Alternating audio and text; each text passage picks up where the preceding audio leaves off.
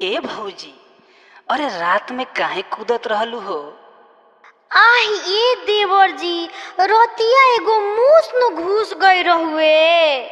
कहाँ हो?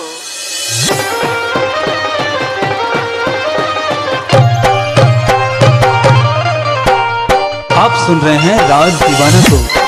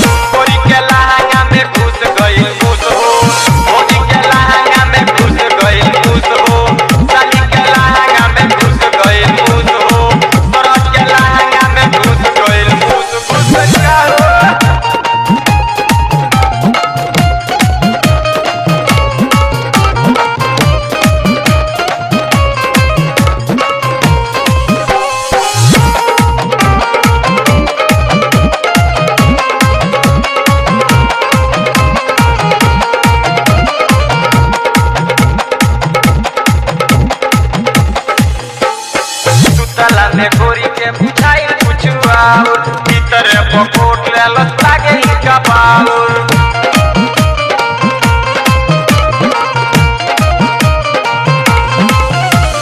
सुतला में गोरी के बुझाइल कुछुआ भीतर पकोट लत लागे इनका बाउर। जो बना के पी गइल बुझिए के जूस हो, जो बना के पी गइल बुझिए के जूस हो। बोली के लहंगा में घुस गइल घुस हो,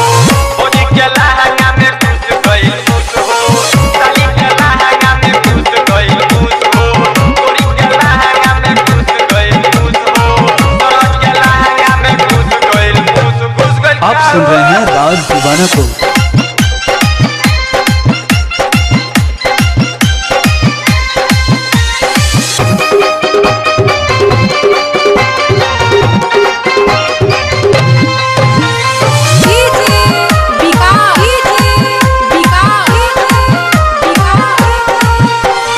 सुतला में गोरी के बुझाइल कुछुआ भीतर पकोट लेलत लागे इनका बाउर।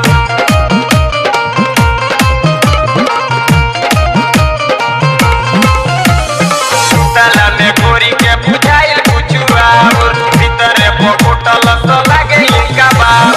जो बना के पी गइल बुझिए के जूस हो, जो बना के पी गइल बुझिए के जूस हो। गोरी के लहंगा में घुस गइल मूस हो, गोरी के लहंगा में घुस गइल मूस हो। गोरी के लहंगा में घुस गइल मूस हो, साली के लहंगा में घुस गइल मूस हो। तोरा के लहंगा में घुस गइल मूस घुस गइल का हो।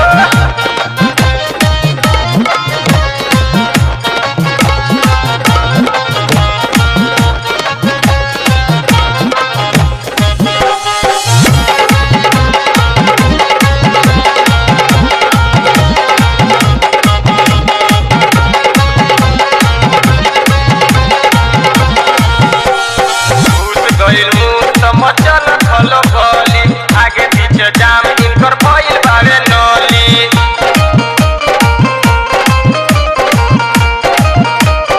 आप सुन रहे हैं राज दीवाना को। घुस गइल मुंह मचल खलो खली आगे पीछे जाम इनकर भइल बावे नली। हसरा पसंदे ही गइले रूस हो, हसरा पसंदे ही गइले रूस हो। गोरी के लहंगा में घुस गइल घुस हो।